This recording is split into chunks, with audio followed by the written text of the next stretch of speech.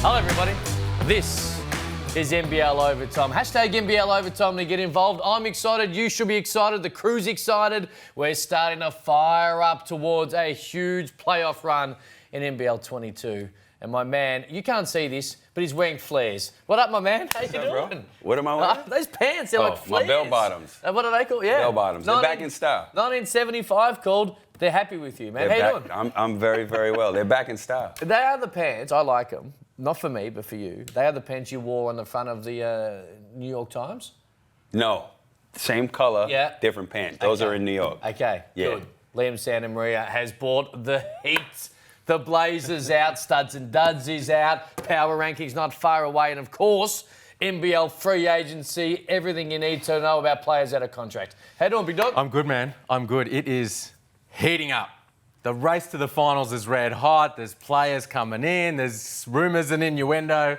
Lot to discuss. All right, one thing that is not a rumour or an innuendo, it's the fact that the Wildcats got to go home. RAC Arena, while it's only at 50%, it was rocking Sunday afternoon, and they got to see a great game. Again, kudos to New Zealand. They have been outstanding. We continue to talk more and more about them, but Perth are home. Their last 9 in front of the Red Army. All is right with the world because the Wildcats are playing at the Jungle, and it was a beautiful thing. Only 50% capacity, 7,000, but they made plenty of noise, and of course Bryce Cotton and Vic Law continued to do their thing. This dynamic duo, 51 points combined in this one, completely unstoppable at the offensive end right now, and the Wildcats are off and running. There's nothing happened in this game that I didn't think was going to happen. They went home and played against a team that they're supposed to beat. It's great to see them back at home in front of their fans, and they got the win.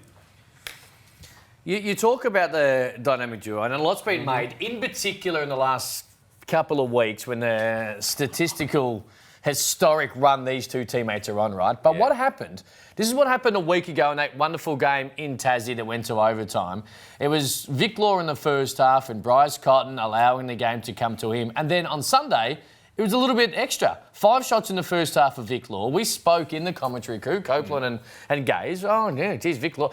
Next thing you know, Vic Law's just picking his spots. Their ability, and we know how talented they are, their ability to check their ego in their pockets and allow the game to come to them makes it a lot easier than forcing each other, fighting each other, and going inside the system if they haven't had a shot for a couple of minutes, which superstars all around the world get caught up in. And it's part of why we all said when they signed Vic Law, he's the perfect running mate for Bryce Cotton, because it's not just about the skill set. Yes, the skill set perfectly combines, but it's about what kind of guy he is, what kind of teammate he is. He understands how that it's going to be Bryce's time for a period of times in games, depending on how they're being defended. Scott Morrison, Vic Law, Bryce Cotton, that whole team, they know who's who in the zoo.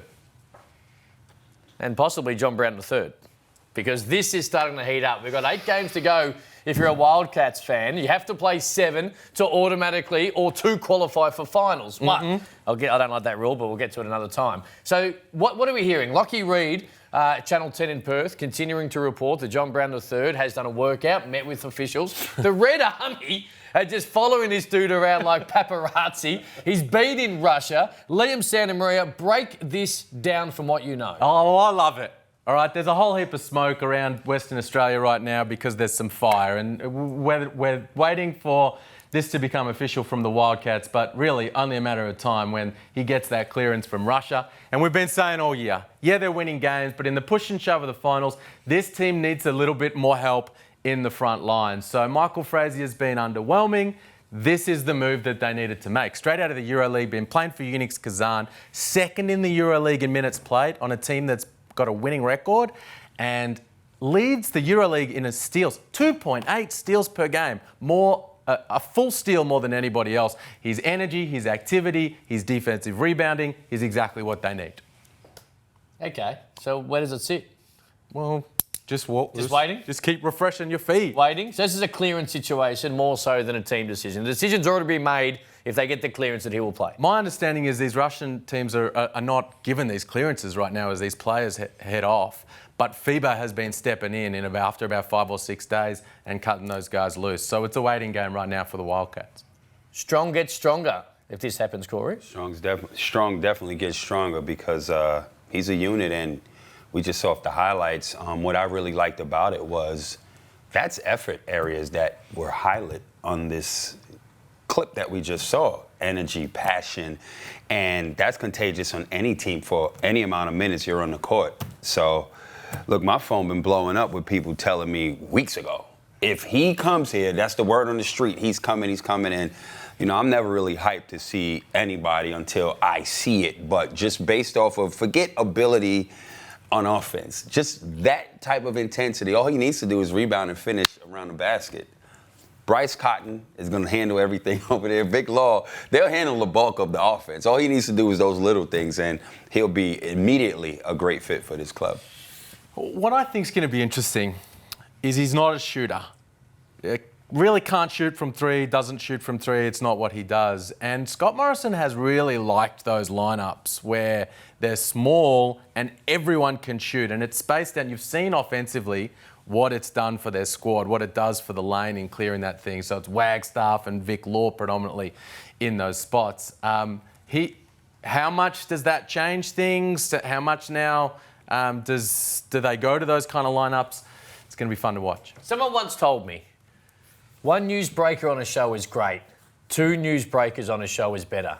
You couldn't drop that knowledge like 3 weeks ago when your DMs are blowing up? No, I couldn't because they weren't from reliable sources. Okay, so the dude doesn't have the guy doesn't have an office next to the Perth Wildcat. Yeah, I remember. Back in the day, I used to be like, yo, breaking news. I'm like, Sean Logg's a Wildcat. I'm like, Sean Livingston's on his way. Sean Livingston's on his way, and I'm just like, clearly you can tell I've evolved, right? Big shout out. I'm like, okay, when he gets in, they announce it.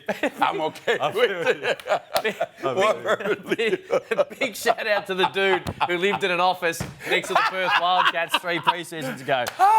Now, while we're on this, the social media's, I don't know where this sits, Melbourne United. Of course, you have a couple of import slots up their sleeve. That continues to sort of get around a little bit, have no idea if it's true. And, of course, as we touched on, we're getting close to that 7-game cutoff mark. So you have to move relatively quickly. Are you hearing anything about Melbourne United? Well, this is what I love about the Wildcats, is that they make this move. They do it. We've seen it time and time again. Miles Plumlee got it done. Go up against Andrew Bogut in the finals and you get that championship. And they've done it again here, so it puts the pressure on. Melbourne United, some of these other contenders. Well, Matt Logue reported Uday Baba, interest in Uday Baba. That is gathering a bit of momentum from what I understand. Those conversations have been continuing, so would be fun to have him back in the league. Is that the only club that's spoken to Uday Baba, do you think? Yes. Okay. Who's the championship favourite? It's tough, man. It's real really, tough. really tough. Brown comes in, that puts Perth for sure. Because where they lack, he comes in and fills that void. All right. Uday Baba comes in, he helps. That's like a 3-headed monster to defend Bryce. So, put it like this. If both teams make it to the grand final, here we go again. Strap yourself in. Big shout out to any point guard, or really any guard. Dellavedova, Shea Ely, Uday Baba. Jeez. Full court defence, which fits perfectly into Dean's scheme. Well, now, you know what? Because if you're going to want to win this title, Yep. you're going to get through Bryce. Yep. You're going to have to try and get through Jalen Adams as well. and you know what? We're talking about those 3 big teams being the joint favourites, really, when it comes to the NBL Championship. Illawarra found form. And it took, to be fair, halfway through the third quarter a couple of weeks ago, they were down double digits on the Phoenix home court. They were able to turn it around, got that win, and since then their whole season's just turned upside down, and they are in a really nice form. 2-0 on the weekend, and they were 2 big wins against 2 teams who were threatening to knock them out of the 4. This was a very, very, very important week round for both of these teams. One team got it done, one team just didn't. But I'll tell you this right now about Illawarra Hawks. I'm not impressed. Ooh, whoa. Okay. I'm not impressed. Here's why. Go on. Must-win game at home against a team without Ryan Bruckoff. Shouldn't you win that game? Of course you should. Then you go down to Tassie, a team that's beaten you twice this year. You know the hardest thing to do in any league, let alone this league? Lose to the same team 3 consecutive times. They should have beaten Tasmania. What's the excitement about this? I'm not impressed. Well, hang so on. let me guess. Let me say this again. Hit me. A team that's without their starting three-man, right? Correct. Bruckhoff. A big part of what the Phoenix do, even if he's not hitting shots, he's rebounding, he's playing D, he's getting things done for this team, is not there. You shouldn't beat that team on your home court. And then you go to a team that's not in the finals. They're a disruptor, but they're not going to make finals. And they beaten you twice. Shouldn't you win a must-win game 3 consecutive times? Shouldn't you beat a team for the 3rd time that you lost to twice? Not impressed with that. I'm not impressed. Here's what I like about it. I like the fact that they're doing what they should be doing and what we've expected from them all year long. They wouldn't have won that game if Bruckhoff was playing. Maybe. They would not have won that what game I if liked Bruckhoff about was them playing. over the weekend, though, was the way they went about it. Yeah, I agree with you. They should have got both of those wins. They got it. Hang on, they beat the Phoenix a couple of weeks ago in Melbourne with Brockhoff. Yeah, and then, of course, you said their season's been off and running since they lost to Tassie in between there, so they needed to bounce back from that loss. For me, there's a few things. They got better defensively over the weekend and they turned defense into offense. Antonius Cleveland is playing terrific right now.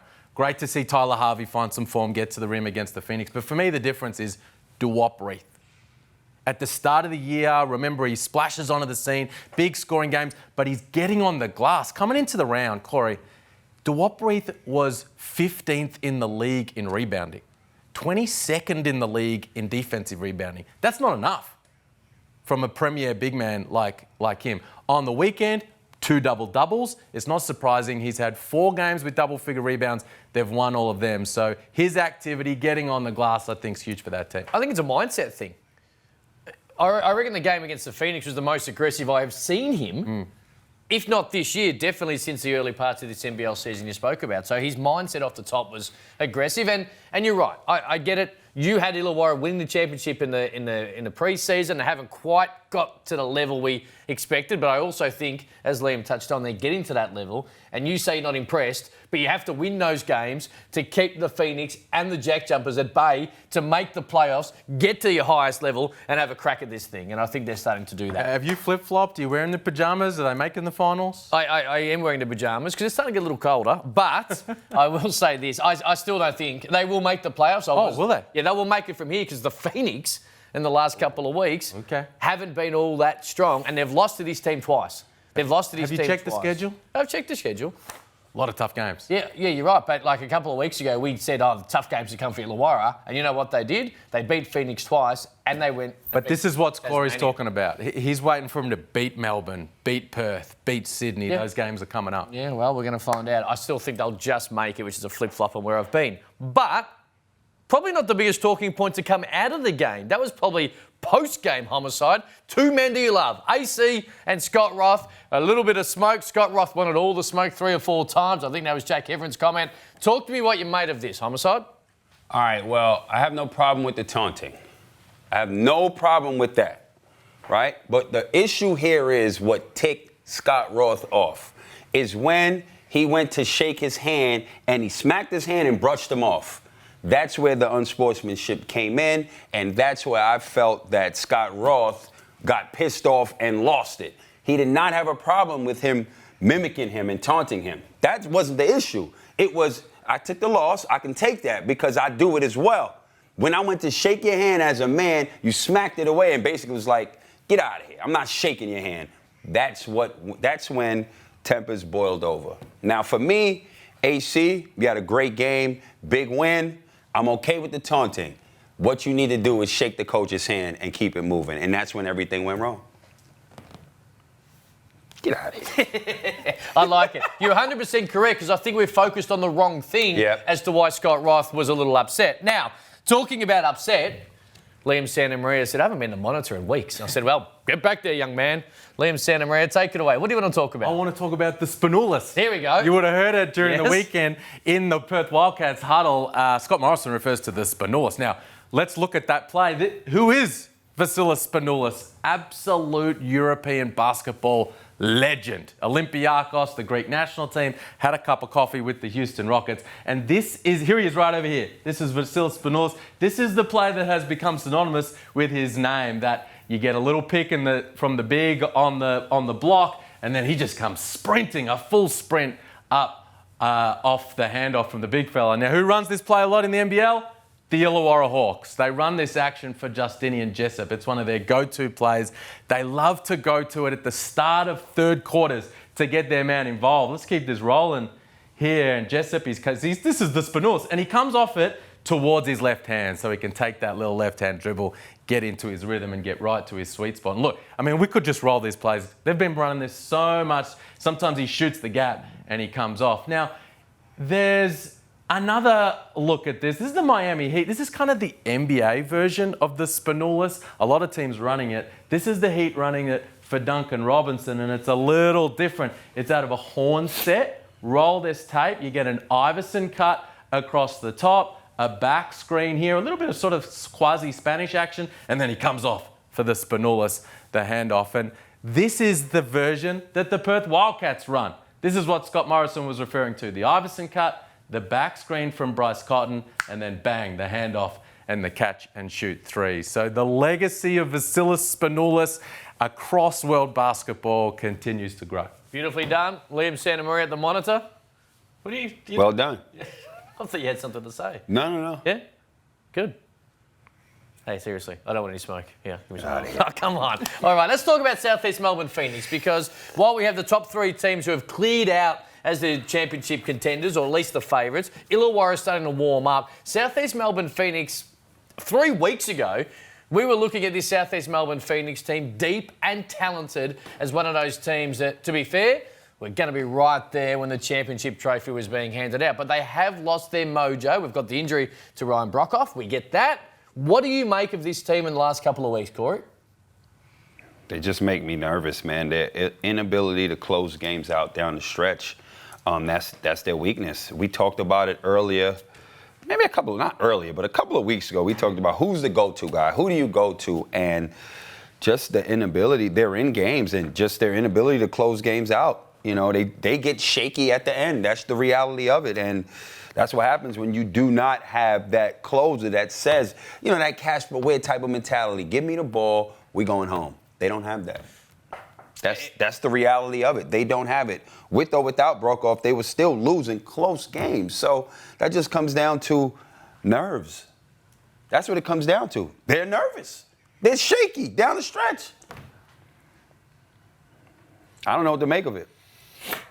Yeah, man. I mean, if you're a Phoenix fan, you've been pretty frustrated over the weekend.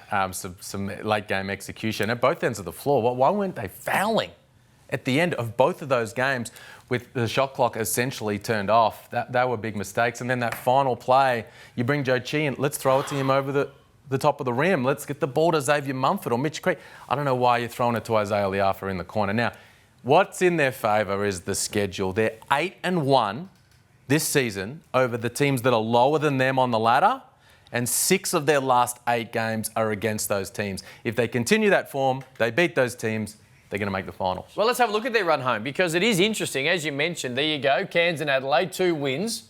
Well, you would think, 3 weeks ago, you would have penciled those 2 in as wins, and you got Cairns again. Melbourne's going to be a big one. New Zealand made easier by the fact that it's in Australia. Tassie again, then Adelaide and Perth to finish. I want to ask you about those late game faux pas. Is that a player awareness thing? Is it a coaching thing? Which way do you see it? Because not fouling late seems like an obvious thing if you're, one of the best players, or at least in an NBL scenario. But is it a coach?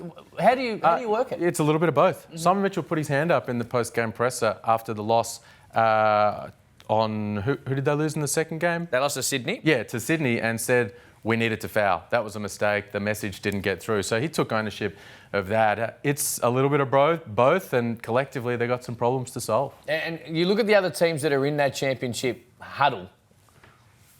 Chris Golding stands up and delivers. You've got Matthew Dellavedova in absolute control.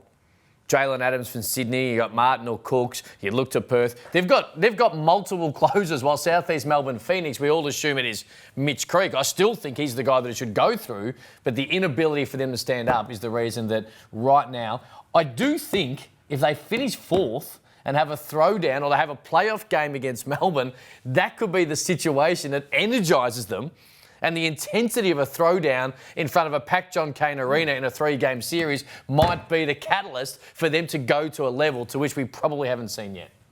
There's no guarantee Melbourne United is finishing first. That's also first true. of all. That's true. So, can't pencil that in. Good luck to him. You know who else I give a good luck to? Who's this? Liam Santamaria, because when he puts the power rankings out, he always annoys someone. The Tasmanian Jack Jumpers had won about 5 in a row. They hit them last. That is All right, true. here we go. Let's have a look. So who do you have you think- made a change? Who do you think will be annoyed this week? The Phoenix? It's hard to be fair. 4-game losing streak. Yeah, I know, but they've gone below the Jack Jumpers, who were pretty disappointing on Saturday night. Yes. Yep. From go to woe, but it's a tit for tat thing. New Zealand, New Zealand rise. Adelaide- They're playing well. They passed the eye test right Adelaide now. won a game. Brisbane were really ordinary on Sunday, so maybe you could argue that, but probably not. Brisbane beat them recently. Yeah. I don't know. We'll see. Whoever. You're right. Someone will be annoyed. Yes or no, someone will be annoyed. Yes. Let's talk about Adelaide and Cairns, because they're two teams that have had their struggles over the course of NBL 22. A lot of what Cairns have had issues at different times is disjointed rosters. Machado injured early, McCall, and of course Zimmerman didn't play on the weekend. And Adelaide, Isaac Humphrey's the big one there, and they haven't quite been able to get enough out of, say, the Dusty Hannahs that we thought was going to come over and be great. Mitch McCarron has been up and down at different points. What have you made of these two teams? And we're about to get to free agency in a moment to have that conversation. But what do you make of those two teams right now? Have they underperformed in your eyes, or is it where you thought they would be? Is that even a question? Well, you had them making the playoffs, so yes, I assume you had them underperforming. I don't know how Dusty Hannahs and Withers still have a job. That's number one. They've underperformed all year. You showed up once in a while, but I don't even know how that's even possible. That's number one. 2, shout out to Duffelmeyer, who's in the in the absence of underperforming Dusty Hannahs, he's stepped up. So his stock has definitely risen. He's grabbing the bull by the horn and stepped up with this opportunity. Cam Bairstow, shout out to you. DJ has been underwhelming as well. He hasn't been consistent this year. A lot of times he's quit. And that's not what leaders do.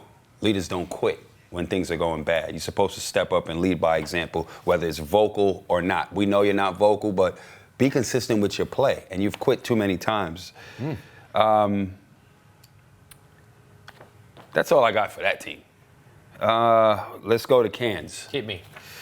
They've been hit with so much injury, and there was so many times that COVID and they just haven't been together on the court for a long time. It's just been extremely frustrating for that team, and as a result, it reflects that. Bad enough, they're already limited with the talent pool, right? They would need to have been healthy to even have a chance. They just didn't, and by the time majority of them, their team, their players were healthy, it was too late. Now, I skipped over Sydney. I want to go back to Sydney. That's my apologies. I'm going to give it to you. Yeah. You talk about depth and losing critical players. They don't have Xavier Cooks right now. They still go to Melbourne and win. A huge effort by a team that we're not warming up to them. We've warmed up to them. This team smack bang in that fight to win a championship. You know what? Jalen Adams. Yeah. I mean, anyone not including him in that MVP conversation, inside the top 2, is overlooking what this young man is getting done. I mean, he has completely changed their fortunes since he's come back from injury at the start of the year and got himself comfortable. He only had 15 and 8 in this game, but I mean, he was just in absolute cruise control. As Chase Buford said post-game, he called over Ian Clark and Jalen Adams and said, you know what, the way they're guarding these actions, it's going to be Jarrell Martin's night tonight. So they threw it up to the big fella. He had 24 and they got the win without Xavier Cooks. As you say, second in a row without Cooks in the lineup. But these kind of actions, I mean, he is just elite at setting up his teammates, putting points on the board. Jalen Adams is absolutely tearing this league apart right now, and they've won 8 in a row. I mean, he's definitely in the conversation for MVP, but the great thing about it is when you got a stacked team, you don't have to go out there and lead in scoring all the time. You're on an 8-game heater. That's enough said. And again, the easiest ride home they have. Wouldn't be surprised if. Don't lose that energy, they fam. finished You've been second. pushing What'd the I say? Kings all week, man. I mean, like it. it's boring already. It's 8 straight wins. What more do you want me to say? Hey, you know who's not finding it boring? It's The boring Kings. already. The Kings aren't finding it They're I've boring. been going saying to the this thing jungle. for about 3 weeks ago. They're going to the jungle. So, you know, it's nothing new. They winning. But I can't wait for Saturday night. that's going to be a huge game. But it's going to be tough without True. Xavier Cooks because the matchup between he and Chi-Town over there, Law. That's worth the price of admission, let alone Cotton and Jalen Adams. Just super quick, on Adelaide and Cairns, I want to give a shout out to Scott Machado and Mitch McCarron. Dropped them both in the duds last week. And both bounced back. McCarron was huge in their first game. And then after another quiet one, Scotty Machado 14 and 11 in the win. So a week ago, you took credit for Vic Law finding form again, and now you're taking credit for McCarron and Machado. Remarkable. No credit. I'm surrounded by motivators. No I know I'm motivated, and I take credit for it. Nah. That I know. You know. I'm just saying, No, I got when you, man. guys bounce back, We got you. I got love for them. We got you. Where are we? A free agency. The piece is up, nbl.com.au via the NBL app. This piece written by our man Liam today, the players who are out of contract officially. There's no options. There's no mutual options, which I find to be an absolute joke, but there's no other options. So these guys are all out of contract. Most intriguing free agent for you, Homicide, as we get towards the off-season, which is rapidly approaching. Man, there's a few up there. Big names. Man. Give me a name who won't be there. JLA won't be there. Well, NBA. Xavier Cooks won't be there. NBA. Those two for sure. Okay. Those two for sure will not be there. Now, we are running out of time, so do you have anything quickly? NBL.com.au is where your thoughts are. It's all there. It's all there. Yeah. It's all there. Go check it out. All right, Santa's watching. All thanks to Amy, of course, around the country. He needs elves. Hit him up at Liam Santa. Take it away, Liam. Well, we're going to start in Adelaide because Kai Soto's one-handed rebound. Look at the way he just plucks that thing out of the air. That was very fun. Small ball. You would think he's playing with a smaller ball. Well, Dufferman needed a smaller ball for this thing to roll in. Shout out to all the side spinners out there because he didn't get the roll there. Mitch Quake always looking for a chance to have some fun. just getting a little camera time. And look at Take the spots. look at God trying his best to stay cool. He's like, what are you doing? Now we've got the cause. Look at That's God. just disrespectful. Watch God. Yeah. This wouldn't happen to Scott Roth. We got the sanitizer. We're back. In the background. Now, what Oh my goodness. have we changed? Nothing's changed. Why did we take it away? CJ Bruton helping out. Yeah, good job. Look at him. He's like, Oh, man. fellas, this is how you do it. Oh Right? man. This is how I did it back in Perth when my old man was running the show. Joe Y thought the camera was a little too close. Was this a pass or a shot, Corey? Oh man, a pass that turned into a shot. There's a pass. They all count. It's not how, it's how many. that was from Scott Machado, and that's Santa's watching for this week. All right, thank you. All thanks to Amy. Now we're getting to the JD Sports Sneaker of the Week. Check this out. Of course, JD Sports are the undisputed king of trainers. Hit it. I want to have a good look. Take your time. There you go. Beautifully done. We got there in the end. He's killing. Absolutely. What do you make of them? Would you wear them, Liam, back in your day? No. But Antonius Cleveland can do whatever he wants with his kicks because he's playing at a very high level. All right, better news. If you love nice kicks, have a look at this. JD Sports, the undisputed king of trainers, they're launching the men's Reebok Question Mid Black Metallic Gold. A shout out to the great Allen Iverson. It was a debut signature shoe back in 1996. It gets dropped in black leather makeup with the gold metallic accents. Do not miss it. They launch this Saturday, the 26th of March, online via the JDAU app. You know what I say. If you haven't got it, I can't do anything more for you around the country. We've got 15 seconds. I've got one yes or no for each of you. Are you ready for this? Yes. Would Daniel Johnson benefit with the change of senior in NBL 23? No. Should the NBL introduce 1-1 rather than the 2-shot bonus? No. Done. See ya. Oh no. Did you have some other good ones? I'll save them for next week.